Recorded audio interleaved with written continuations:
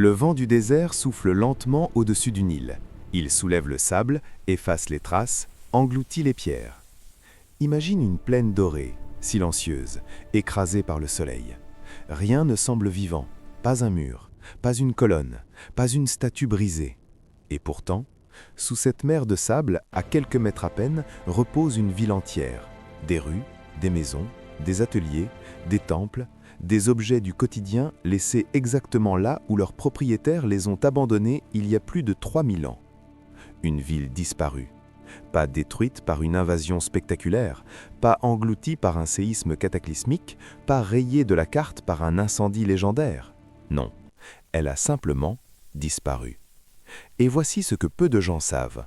Pendant des siècles, cette cité a été mentionnée dans des inscriptions, évoquée dans des archives, mais personne ne savait où elle se trouvait réellement.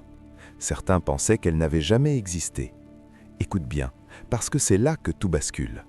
En 2020, une équipe d'archéologues dirigée par le célèbre égyptologue Zahi Hawass annonce une découverte majeure près de Luxor. Au départ, ils cherchaient un temple funéraire lié au pharaon Toutankhamon. Mais ce qu'ils trouvent dépasse toutes les attentes. Des murs en briques crues apparaissent sous le sable, hauts de presque 3 mètres, parfaitement conservés. Des rues entières émergent, des pièces remplies d'objets, des jarres scellées. Ils viennent de mettre au jour ce que l'on appellera bientôt la ville d'or perdue, la cité d'Aton, fondée sous le règne du puissant Amenhotep III, l'un des souverains les plus prospères de toute l'histoire de l'Égypte. Et c'est là que ça devient vraiment fascinant. Parce que cette ville n'était pas une petite agglomération provinciale. C'était un centre industriel colossal, une capitale administrative, un cœur économique battant. Alors, comment une ville aussi importante a-t-elle pu disparaître pendant des millénaires? Tu te demandes peut-être pourquoi on n'en a jamais entendu parler à l'école. Voici ce que l'histoire officielle ne te dit pas. L'Égypte antique ne se résume pas aux pyramides de Gizeh ou aux tombeaux spectaculaires de la Vallée des Rois. Derrière les monuments destinés à l'éternité, il existait des villes vivantes, bruyantes, dynamiques, des quartiers d'artisans, des boulangeries, des ateliers de bijoutiers, des entrepôts. La ville d'Aton était l'une d'elles. Ferme les yeux un instant. Nous sommes vers 1350 avant notre ère. Le soleil se lève sur la rive ouest du Nil. Les rayons frappent les murs en briques crues. Des ouvriers transportent des paniers de sable. Des scribes consignent des livraisons sur des ostracas, ces éclats de poterie utilisés comme bloc-notes antiques. Dans un atelier, un artisan modèle une amulette représentant le dieu solaire Aton. Plus loin, une femme prépare du pain dans un four cylindrique en argile. L'odeur du blé grillé flotte dans l'air chaud. Ce n'est pas un décor mythique, c'est une ville réelle. Les fouilles ont révélé des quartiers distincts, organisés avec une logique presque moderne. Des rues bien délimitées, des zones administratives séparées des zones artisanales, des murs formant des enceintes sécurisées. C'est un peu comme si l'on découvrait aujourd'hui un quartier entier de romantiques parfaitement intact sous la terre. Et pourtant, cette ville a été abandonnée. Pourquoi? Pour comprendre, il faut parler d'un bouleversement religieux sans précédent. Le fils d'Amenhotep III, connu plus tard sous le nom d'Akhenaton, décide de transformer radicalement la religion égyptienne. Il impose le culte exclusif du disque solaire Aton. Il ferme les temples traditionnels. Il marginalise le puissant clergé d'Amon. Il déplace même la capitale vers une nouvelle ville, Amarna. Imagine aujourd'hui un dirigeant qui abolirait toutes les religions d'un pays pour en imposer une seule, nouvelle, centrée sur un unique symbole. C'est exactement ce qu'il fait. Et la ville d'Aton, prospère sous son père, perd soudain son rôle stratégique. Les élites partent, l'administration se déplace, les ateliers ferment. Mais ce qui intrigue les archéologues, c'est la rapidité de l'abandon. Dans certaines pièces, des objets sont restés en place comme si leur propriétaire avait prévu de revenir.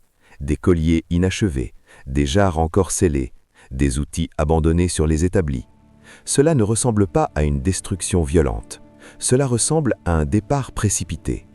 Certains spécialistes évoquent une réorganisation administrative progressive, des tensions internes, des troubles politiques, une instabilité liée à la réforme religieuse.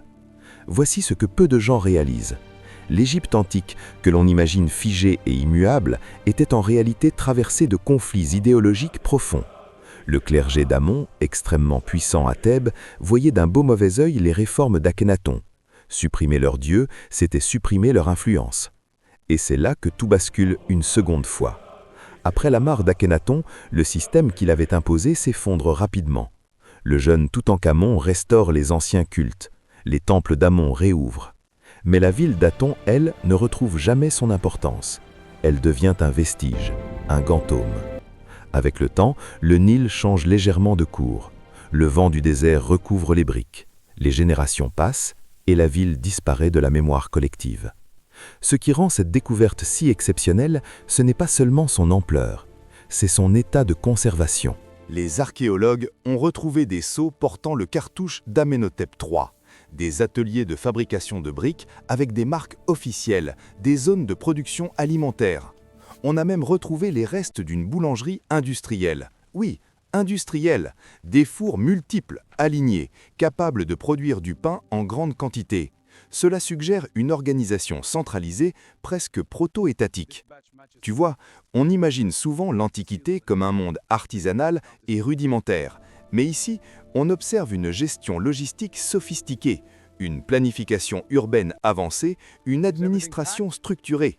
C'est un peu comme découvrir que derrière les temples majestueux se cachait une machine économique parfaitement huilée. Et puis, il y a les sépultures. Certaines tombes découvertes à proximité contenaient des individus enterrés de manière inhabituelle, des positions étranges, des cordes autour des jambes. Cela alimente des hypothèses troublantes. Criminalité, punition, rituel ? Les chercheurs restent prudents, mais chaque découverte ajoute une couche de mystère. Ce qui rend cette ville si fascinante, c'est qu'elle ne raconte pas seulement l'histoire des pharaons, elle raconte celle des gens ordinaires, des artisans, des ouvriers, des administrateurs, des familles, des êtres humains qui vivaient, riaient, craignaient les dieux, espéraient une vie après la mort. Leur monde était structuré autour d'un principe fondamental, Ma'at. L'ordre cosmique, l'équilibre, la justice. Quand Akhénaton impose son nouveau culte, il bouleverse cet équilibre. Et peut-être que la disparition de la ville est aussi symbolique, la fin d'un ordre ancien. Voici ce que l'histoire officielle ne te dit pas. Les grandes civilisations ne s'effondrent pas toujours dans le fracas.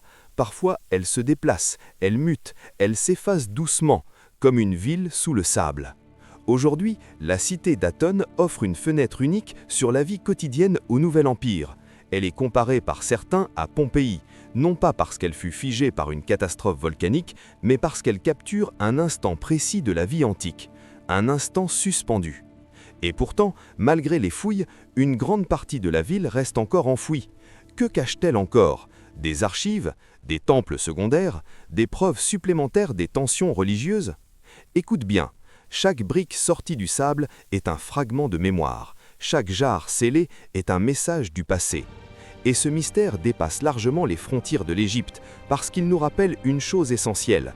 Les villes que nous croyons éternelles peuvent disparaître, les centres de pouvoir peuvent se déplacer, les certitudes peuvent s'effondrer.